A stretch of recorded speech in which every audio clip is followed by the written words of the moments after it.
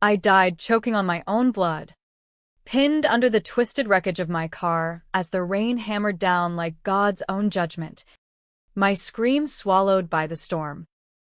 But that wasn't the worst part. The worst was knowing my own blood had rigged the brakes. My brother's voice on the phone moments before. Cold as steel. Just drive. Faith. It'll all be over soon. And then, blackness. Until the blackness cracked open like a bad dream, and I gasped awake in my old bedroom. 17 again. The calendar on the wall screaming 2015. My heart pounding with the unholy certainty that I'd been given a second shot, not at life, but at vengeance. It hit me like a freight train. That loop of my final moments replaying in high-def horror, the family estate in the Hamptons. Dad's booming laugh as he toasted to our little secret, Mom's manicured nails digging into my arm in the shadows. Whispering, "You're the only one who knows." Faith. Keep your mouth shut, or we're all done. I'd kept it shut. All right through the trial. The guilty plea they forced me to sign. The years in prison for embezzlement I didn't commit. They framed me for skimming from Dad's hedge fund, buried the real crooks under layers of shell companies and offshore accounts. My brother, Ethan, the golden boy, had pulled the strings, siphoning millions to fund his coke habit and mistresses. And when the feds closed in, they needed a fall guy. Me. The quiet daughter, the one who idolized them. I rotted for 8 years, emerging broken, only to accidentally drive off that cliff 2 weeks after parole. Accidental my ass. Now. Here I was, flesh and blood 17-year-old Faith Harper, staring at my reflection in the mirror, braces glinting under the vanity light, acne scars fading like they never happened. The house smelled of Mom's lavender candles and Dad's cigar smoke wafting from downstairs. It was real. Too real. My hands trembled as I touched my face, feeling the softness of youth, the pulse of a life unlived. But this time, I wouldn't play the dutiful daughter. This time, I'd burn it all down from the inside.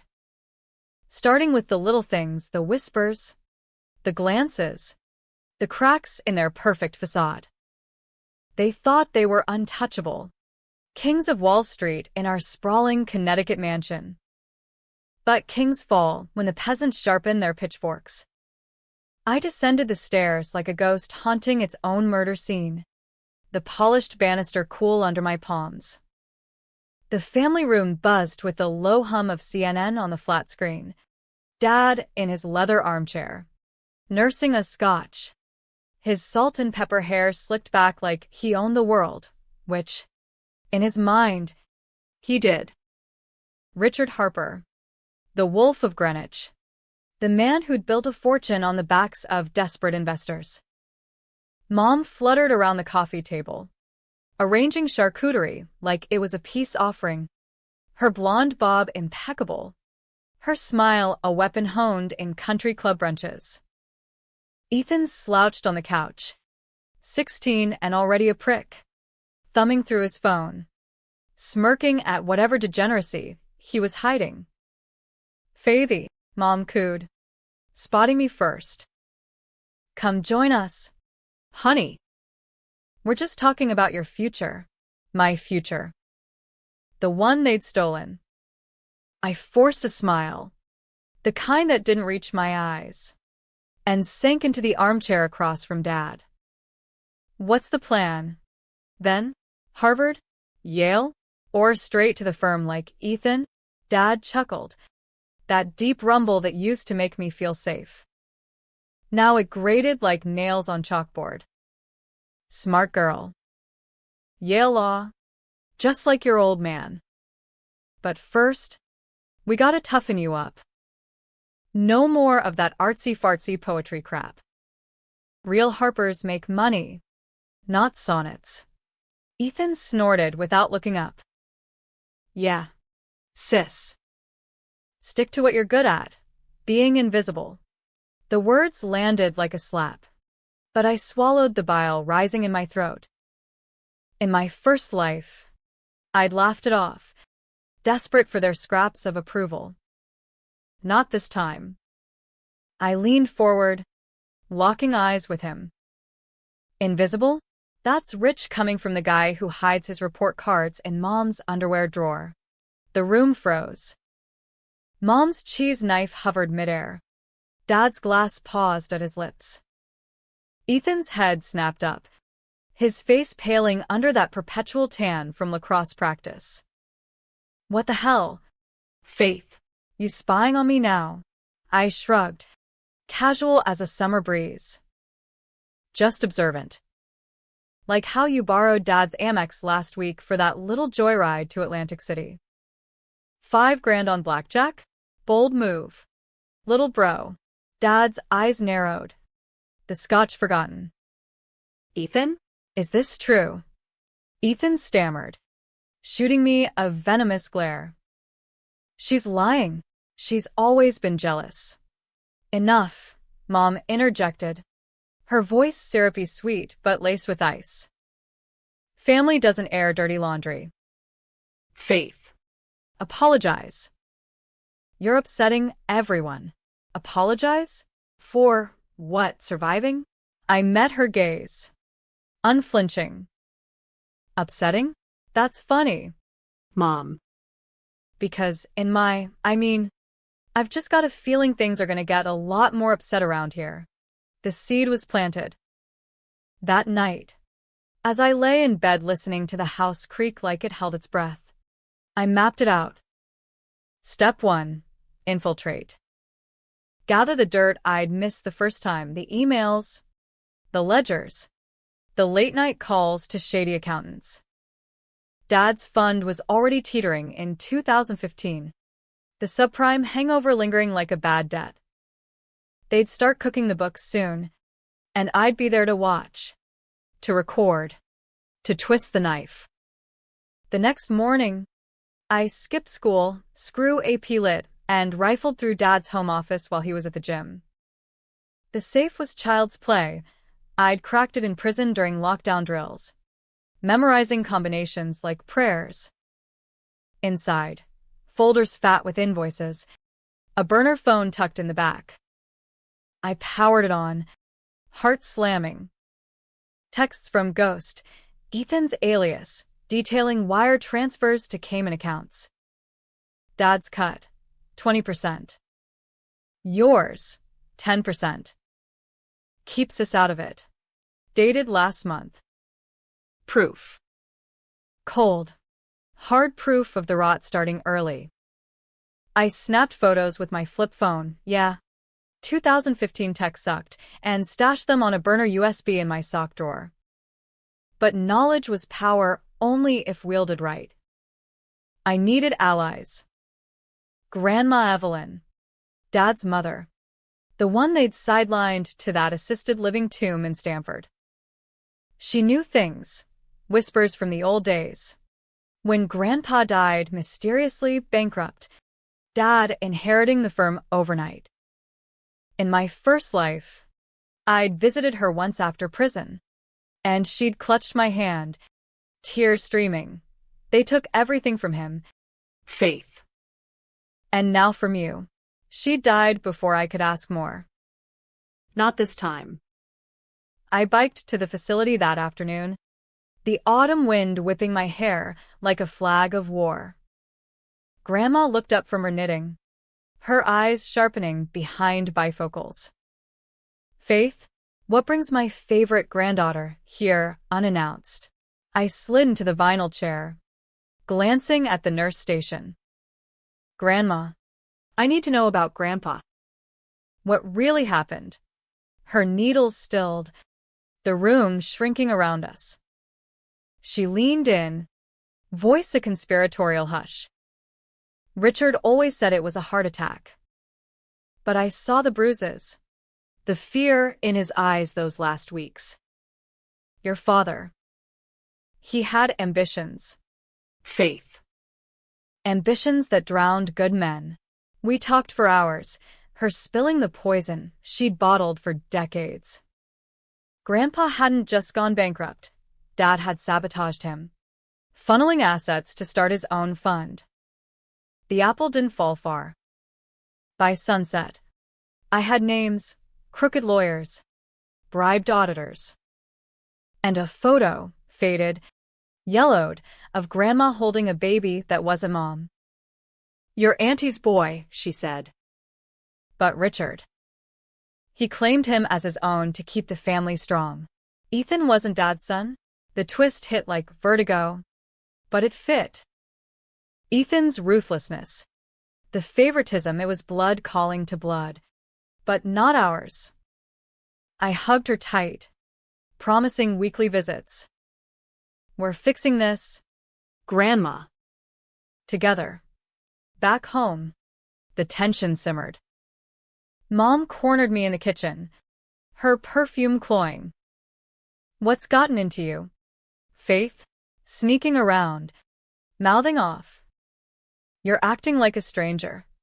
I peeled an apple, the knife steady in my grip. "Maybe I am. Or maybe I'm just seeing things clearly for once." She snatched the fruit away, eyes flashing. "Watch your tone. This family has given you everything." "Everything," I laughed, bitter and low. "Like the therapy bills for my anxiety? Or the way you all pretend Ethan's perfect while I scrape for crumbs?" Her slap was lightning, sharp, stinging across my cheek. "Ungrateful brat. Go to your room." I touched the welt, tasting copper. In my first life, I'd cried, begged forgiveness. Now, I smiled. "Hit me again, Mom. it changes nothing." Upstairs, I plodded deeper. School was my cover, senior year, at Greenwich Academy, where the trust fund kids preened like peacocks. I cornered my guidance counselor, Dennis. Reyes, the one who'd believed me during the trial in my old timeline. "I need records," I said, "on my family's donations. And any irregularities." She raised an eyebrow but nodded, Latina fire in her eyes. The kind that sniffed out bullshit. Why? "Faith, this isn't like you. Call it a hunch." By week's end, I had printouts, massive gifts to the school masking fund siphons. Leverage. Ethan upped the ante that Friday, cornering me in the garage. "What the fuck is your problem?" Faith, Dad's pissed. "Says you're stirring shit." I revved the old Volvo, my car, the one they'd tamper with later. "Truth hurts, doesn't it? Like how you're not even Dad's kid." His punch missed, glancing off my shoulder. But the fear in his eyes? Priceless. "You don't know Jack. Stay out of it." Or what? "You'll kill me?" "Been there. Done that." The words slipped out, and he froze, confusion flickering. "What?" "Nothing. Just drive safe, bro." I peeled out, leaving him in the dust. The weeks blurred into a chess game, me as the queen, them as fumbling pawns.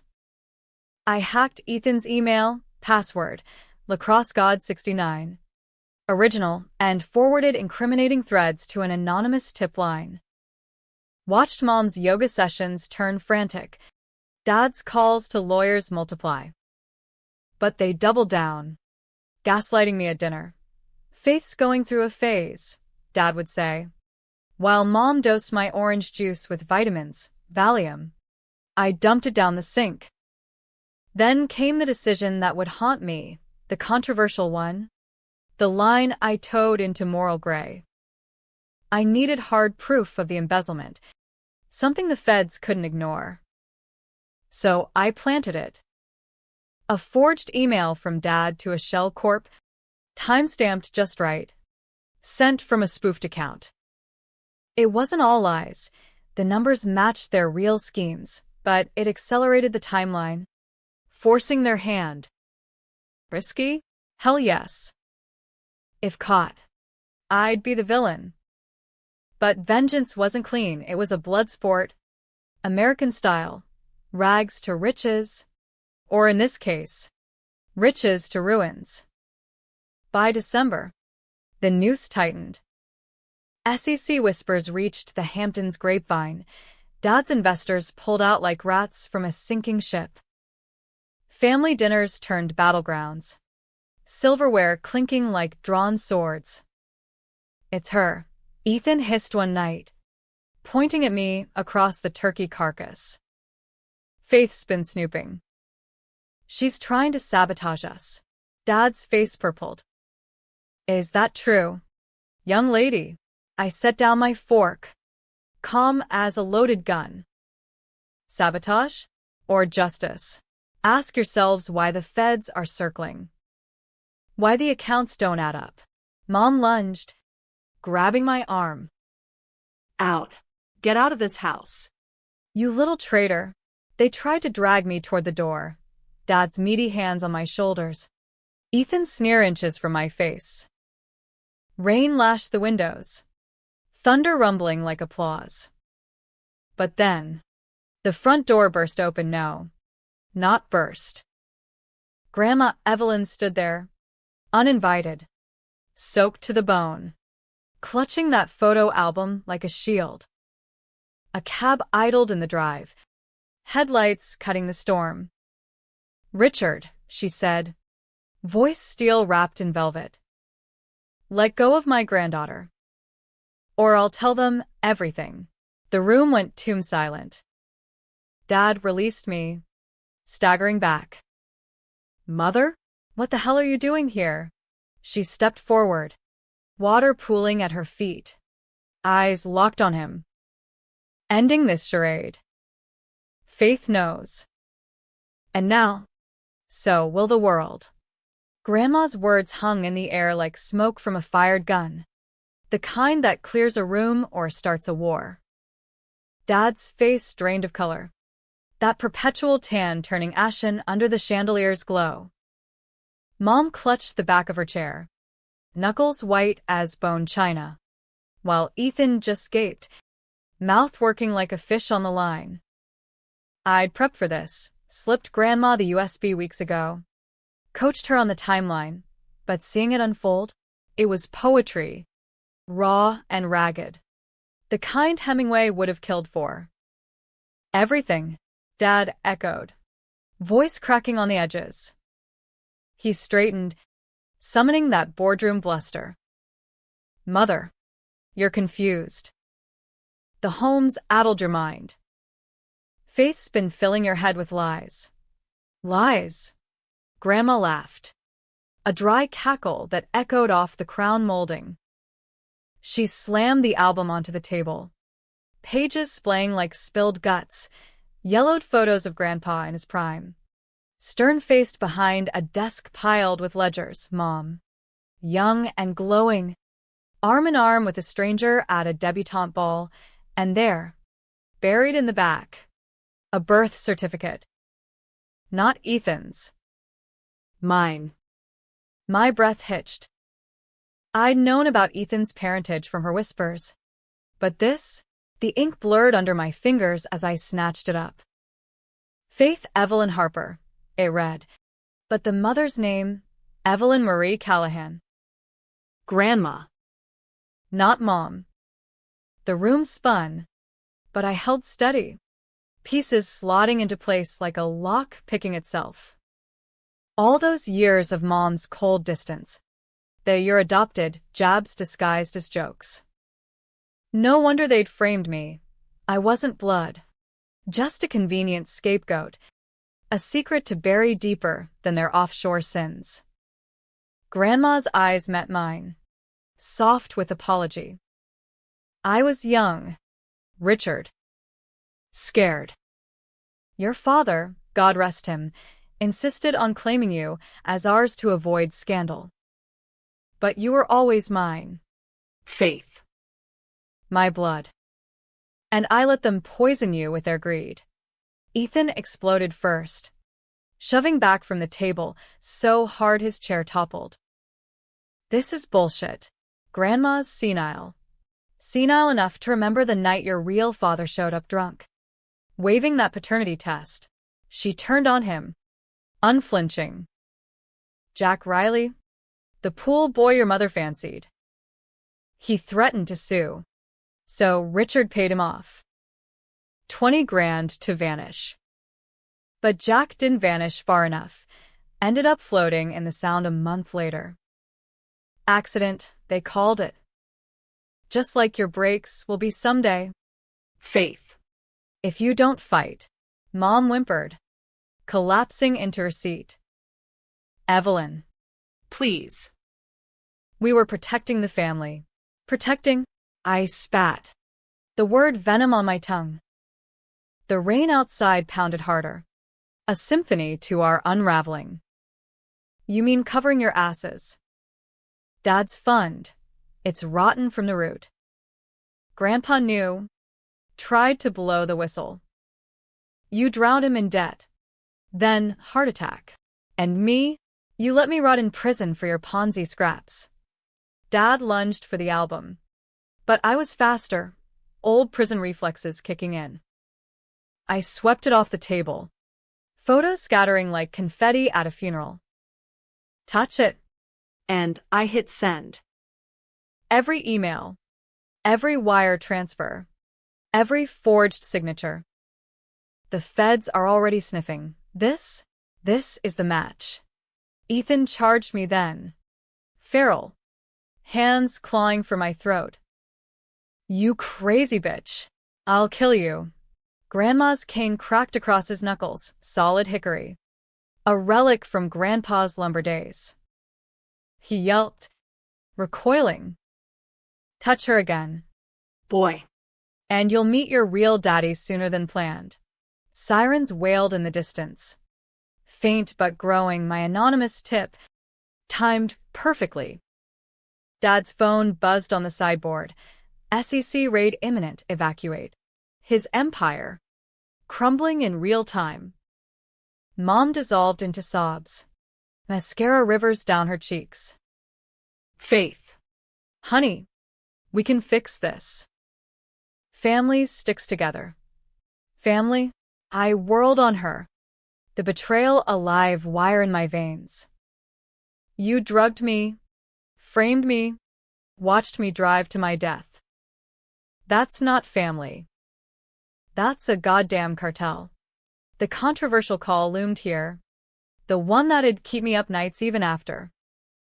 I could have walked, let the feds handle the cleanup, fade into witness protection with Grandma. Clean. Legal. But vengeance isn't a deposition, it's a bonfire. So I did the unthinkable, I lied. To the cops bursting through the door minutes later, badges flashing like Judgment Day. They confessed, I told the lead agent, voice steady. All of it, the murder, the fraud, Jack Riley. I have recordings. Recordings? Plural. I'd only planted one, but the bluff landed. Dad's eyes bulged. Faith. No. Save it for the plea deal. Dad. As they cuffed him, I felt the first crack in my armor, a whisper of regret. Was I any better? Forging paths to their noose? But then Ethan's glare met mine. Pure hate. And I remembered the cliff. The blood. The betrayal. No. They deserved the pyre. The raid was chaos. Agents tearing through file cabinets, seizing laptops. Mom shrieking as they Mirandized her designer handbag. Grandma and I stood aside, her hand in mine, solid as oak. Proud of you, girl, she murmured. But this fire, it burns hot. Don't let it consume you. I nodded. But inside, the flames licked higher. The arrests made headlines. Greenwich Mogul's empire crumbles in multi-million fraud sting, with my name scrubbed clean. The brave whistleblower daughter. Tabloids spun it romantic, the prodigal child saving the day. But in the safe house they stashed us in, Brooklyn brownstone anonymity. The nightmares came. Not of prison, but of that forged email. What if it traced back? What if I became the monster? Weeks bled into months, trials dragging like open-heart surgery. Dad flipped first, ratting on partners for a reduced sentence. 20 years in white-collar hell. Mom got house arrest. Her brunches swapped for ankle monitors. Nathan? The twist gut-punched us all. DNA confirmed, not a Harper, and complicit in the cover-up. He sang like Sinatra, trading info for juvie time, but the judge saw through it. 15 years, minimum. Grandma and I rebuilt in the aftermath. Her pension and my reward fund, feds love a hero, buying a cozy cottage in Vermont. Fall leaves turn the hills to fire. A balm on old wounds. But peace? Elusive. I'd visit the graves, grandpa's. Jack's, whispering apologies to ghosts I'd half avenged. One night, poring over trial transcripts by lamplight, Grandma dropped the real bomb. Faith. There's more. That birth certificate? It hid something bigger. Richard wasn't just greedy, he was scared. Of you. I froze. Coffee mug halfway to lips. Me? She nodded, eyes distant. When you were born, the doctors said. Anomalies. Not physical. Prophetic dreams, they called it. Visions of futures unwound. Richard thought you were cursed. A harbinger. That's why he distanced you, feared you'd unravel his lies before they even spun. The room tilted. My second chance, not random, but woven into the fabric? Had I always been looping? Glimpsing ends before beginnings? The car crash. The prison bars, they weren't just memories, they were warnings I'd ignored. Dawn broke over the cottage like a hesitant truce. Pink light filtering through frost-laced panes. But sleep evaded me. Grandma's revelation burrowed deep. A thorn in the resurrection I'd clawed for. Visions? Prophetic dreams? It sounded like tabloid fodder. The kind Mom would have scoffed at over mimosa brunches. Yet fragments surfaced. Childhood nightmares of drowning men, Grandpa. Shadowed figures counting blood money, Dad. A brother's hand on a brake line, Ethan. I dismissed them as overactive imagination. The poet's curse Dad mocked. Now? They reeked of truth.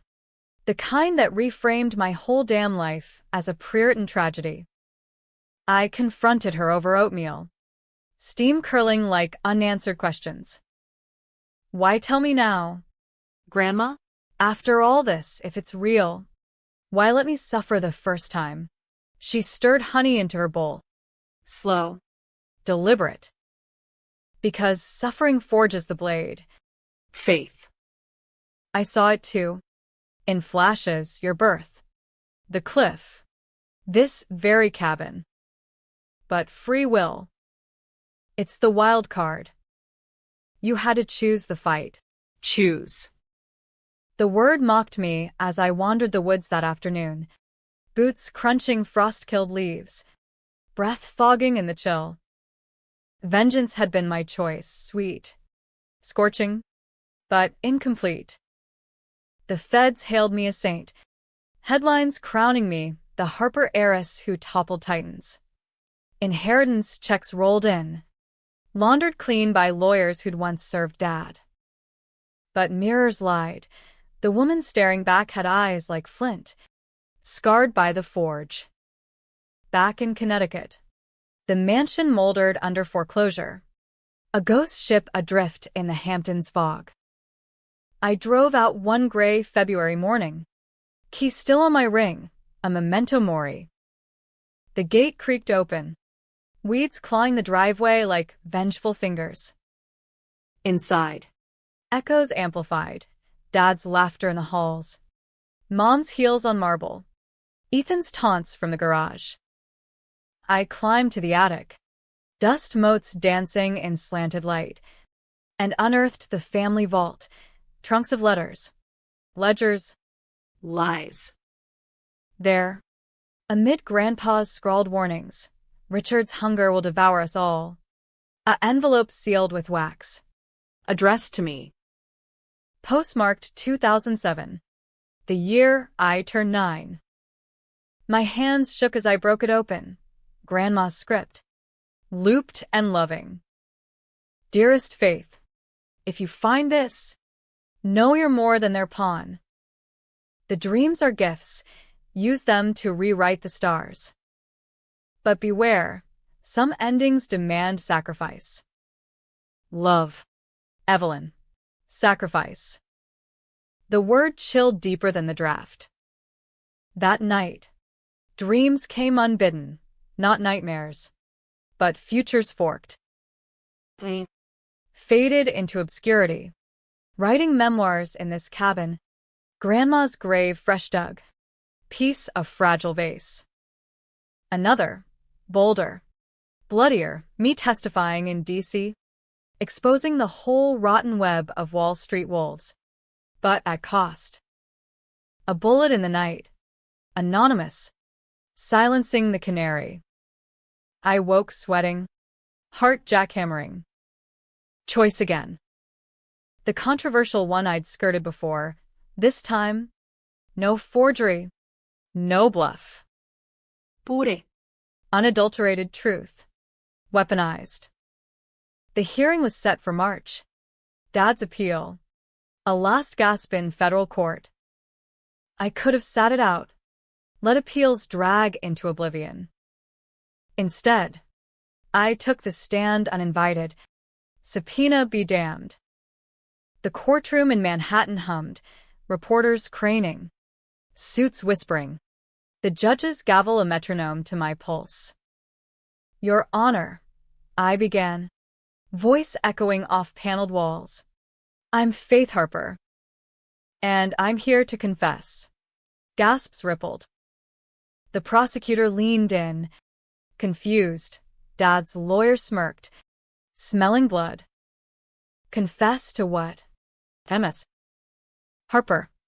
I met Dad's eyes across the bar, hollowed, handcuffed, a king dethroned. To perjury. In the original trial, I pled guilty to crimes I knew were theirs. But that's not all. I pulled the envelope from my briefcase, holding it aloft. This family built empires on graves, Grandpa's. Jack Riley's. Mine. And it doesn't stop here. The hedge fund? Tip of the iceberg. Names, dates, connections to senators, CEOs. I have it all. Pandemonium. The judge banged for order. Marshals flanked me as I slid docs across the bench, real ones, cross-referenced from the attic trove. No plants. No forgeries. Just the unvarnished rot. A daisy chain of corruption snaking from Greenwich to D.C. Dad lunged against his chains. Lies. She's deranged. Deranged? I turned, the courtroom fading to just us. Like the night you confessed by the pool. Dad, we did what we had to. Faith. For the family. Or Mom's tears in the kitchen. It was an accident. The pills in your juice. Ethan's texts. Finish it quick. I heard it all. Saw it all. Because some of us dream the endings before they write themselves. The twist landed like a bomb. Whispers of psychic, mingling with hoax. But the evidence spoke louder. Triggering raids that toppled dominoes. Indictments for bribery. Money laundering. Even a Veep's aide caught in the net. Wall Street shuddered. Occupy echoes reignited in Zuccotti Park chants. Sacrifice came swift. That night, leaving court, a black SUV tailed my cab, phantom brakes on a rain-slick bridge. Deja vu crashing like waves. I fought the wheel, hydroplaning into guardrails, glass shattering symphonic. Pain bloomed, familiar, but this time I whispered into the dark.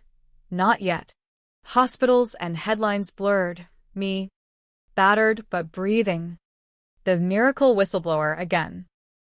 But the real miracle? Grandma at my bedside, squeezing my hand. You chose a star? Faith. Rewrote them bright. Recovery was grueling, stitches pulling like puppet strings. Therapy unpacking the loops I'd lived. Ethan wrote from juvie. Not hate but hollow apology. Didn't know about the dreams. Sorry, sis. Mom's letters from confinement pleaded forgiveness. Dad's silence spoke volumes. I burned them all. Ashes to wind. By summer, the cottage bloomed riotous. Wildflowers Grandma planted.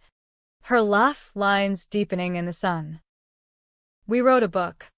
Not memoir but manifesto. Dreams of the damned. How one family's lies nearly killed a nation. It flew off shelves. Fuel for reforms, stricter SEC oversight. Whistleblowers' shields etched with my name. Yet in quiet nights, staring at constellations through the attic skylight, I wondered, how many loops? How many faiths died screaming before this one learned to roar? The answer? Irrelevant. Vengeance wasn't erasure, it was evolution. From Fall Guy to Firebrand, I'd clawed my happy ending. Not tidy, not without scars, but mine.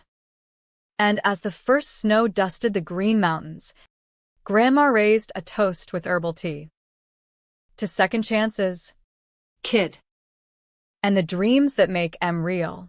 I clinked glasses. The weight lifting, light as fresh powder. To burning it all down. And building better.